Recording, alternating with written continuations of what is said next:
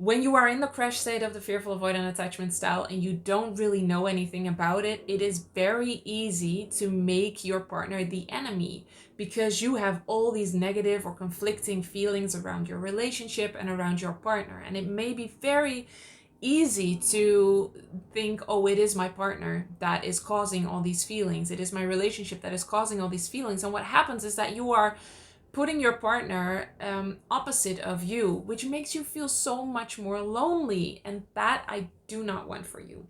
So there is a way to involve your partner, even though you are struggling and you have all these thoughts and you have all these feelings, um, to involve them in your journey and to have them be on your side so that both of you together are healing the fearful avoidant attachment style instead of you almost being enemies in a way. So it is fantastic that you are watching this video and maybe your partner is watching too. Hello. So let's talk about how to talk to your partner about the fearful avoidant attachment style and what is going on with you. The first step, obviously, is understanding yourself more. And you are doing a great job in that, in watching these videos on YouTube about the fearful avoidant attachment style, because the more you understand yourself, the less it becomes about your relationship and about your partner. And the more you can see where you can heal and what it is triggering. So that definitely helps a lot. But then, how do you talk to your partner? There are two kind of things that you might want to talk about. First of all, how do you even start about talking about the fearful avoidant attachment style? And that kind of depends on where you are in the relationship and how comfortable you feel about that. If you are in a healthy relationship and your partner is just loving and willing to work with you, to be with you, and to help you heal, then it is fine to just talk about, wait, you know what I just discovered? I might actually be fearfully avoidant attached. And so there are 4 attachment styles, and there is secure attachment, which a lot of people have, and I have the fearful avoidant attachment style. And these are kind of like the signs of this. It means that I might have a fear of connection, which has nothing to do with you, but it just has to do with all the negative associations I have around connecting and allowing love in. I might also be struggling with a lot of guilt and a lot of shame, which might cause me to retreat in moments that you don't really understand, and that might make me feel like a bad person, and therefore I'm not really allowing your love in, which again has nothing to do with you. And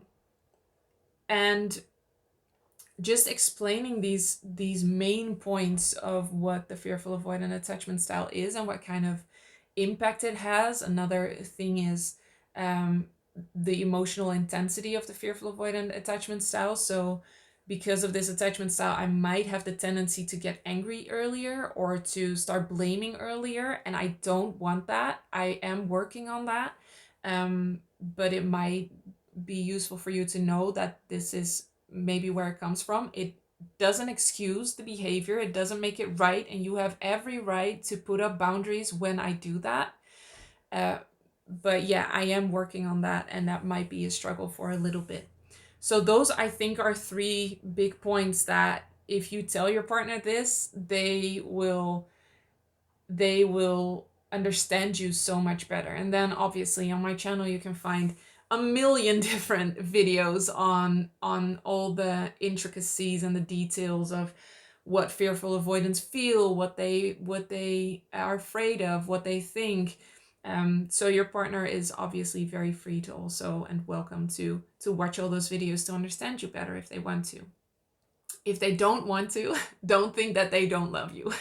Everybody just kind of deals with this in a different way. I remember wanting Aryan to read all the things that I read, and looking back on that now, I can so clearly see that that wasn't his path. He was there for me. He was so understanding and so loving, but that didn't mean that he had to see all the things that I saw or read all the things that I read. So that is how you can just introduce the fearful avoidant attachment style. And then how to talk to your partner when you are triggered is kind of a 3-step process that I'm going to explain.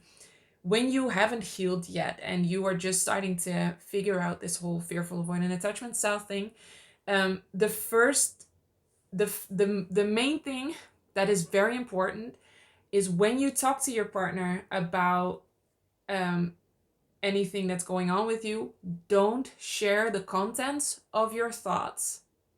Only share what is happening in your body right now. And this is a very big difference that I at one point consciously made that choice. For a few years, as I was dealing with the crash state of the fearful avoidant attachment style, and I had no idea that that was it. I would just tell all the contents of my thoughts. So every single doubt I had, everything I didn't like about Aryan, my now husband but then boyfriend, everything he was doing wrong, everything he could be doing better to make me happy. I was telling him all the contents of my thoughts, thinking that he had to change in order for me to be happy. And then I think after about 2 or 3 years of doing that, I realized that that wasn't helping. It was making Aryan more insecure, obviously, and we weren't really getting anywhere. And I started then realizing that, wait, maybe I have things to be healed inside of me. And so instead of sharing the contents of my thoughts, I would just say, oof, I'm struggling right now. I'm struggling. And even before that, I would close off and sometimes wouldn't even be able to talk physically, wouldn't be able to get words out of my mouth. And that could make Aryan very insecure also. And so what we came up with was, when that happened, I would make a fist. I think I put my thumb in my fist, and then I would make a fist just to show him that I can't talk right now, but we're okay. Like I'm just having to deal with myself. And then when I heal more, I would be able to say something, and then I would say, I'm struggling. And just that, I'm struggling, because I at that point I wasn't able to put words to what was going on inside of me. I would just notice that I was not doing well in that moment, and that usually came out in very intense doubts and having very mean thoughts and a very closed off and numb feeling. And so I would just say I'm struggling, and then do whatever I could to get through that. At that point, I didn't have EFT, even the whole tapping thing. If you don't know what that is, there's videos on that too. Um, and so that made it that made it more of a challenge. But I think I would write, I would journal, I would just kind of try to breathe. Um, yeah, I would just try whatever I could to kind of get myself back to center. And then when I healed even more, I would be able to put words to my feelings. So in the period where I would say I'm struggling, there was just, it was almost like a storm was going on inside me, and I had no idea what was the beginning, what was the end, what was going on. And when I healed more and I started identifying my feelings more, I would say I am triggered right now. I am feeling sadness. I'm feeling a lot of pain coming up. I'm feeling anger. And I would just name the feelings without the contents. So I wouldn't say I'm angry with you because you did this and this and this. I would just say, okay, I'm feeling anger. I'm feeling sadness. I'm feeling frustration. I'm feeling despair. I'm feeling and this was all over a course of another like 2 or 3 years. So as soon as I started kind of practicing with this, I would be able to identify the feelings more and more and the emotions more and more. So it would probably just start with, I'm feeling angry, or I'm feeling a lot of pain coming up, or I'm feeling sadness, and then that kind of like developed into the despair and the frustration and the more subtle distinctions of feelings. And that would already help. And then the next step, the last step, was to identify the need underneath. So whenever an emotion or a feeling is coming up and you are triggered, there is a need. And that need could be, I just need some time for myself. I just need to journal, or to go do EFT and tap. But it could also be, okay, wait, I am feeling overwhelmed. I just need a moment to write down everything I have to do this week.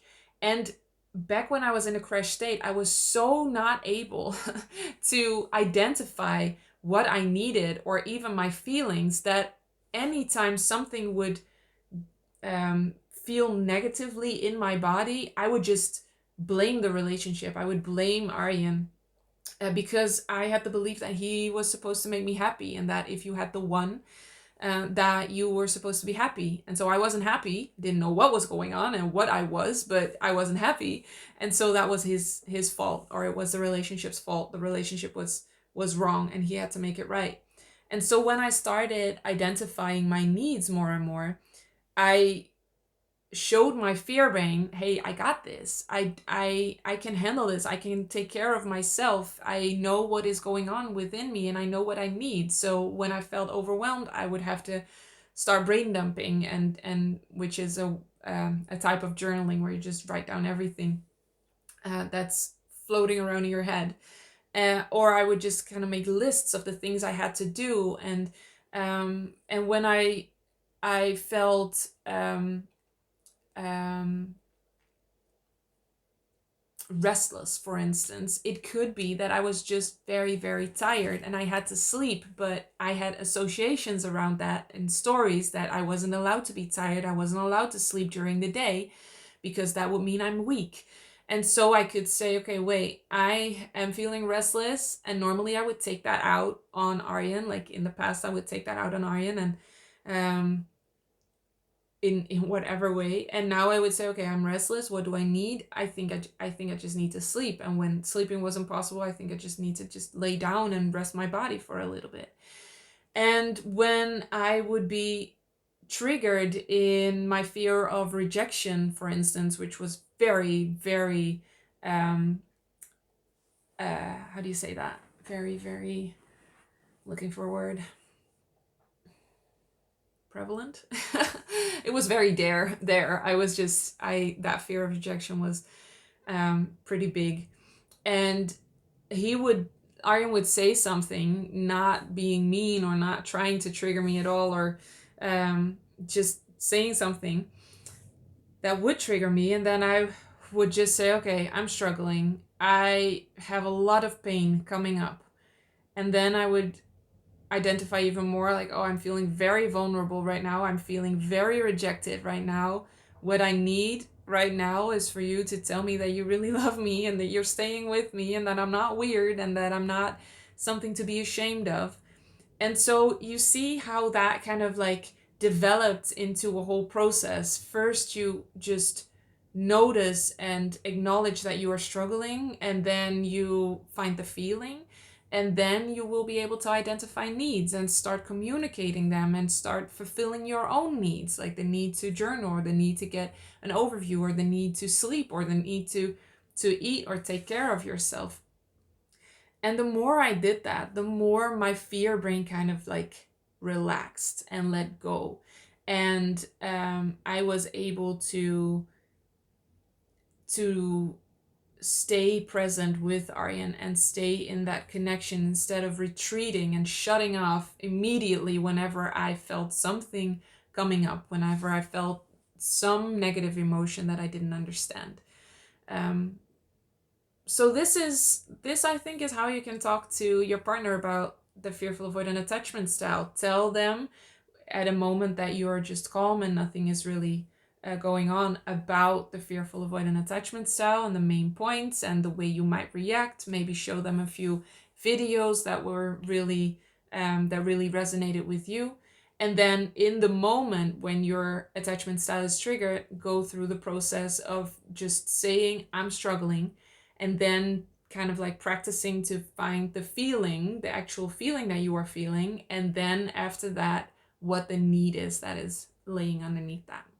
I really hope this was valuable. Let me know in the comments below. I really want to know if there's anything else you want to know. also put it in the comments, and I would love to make another video on that, because involving your partner in this whole process, it can really help so much, and at least it will make you feel less lonely, and that is really what I wish for you.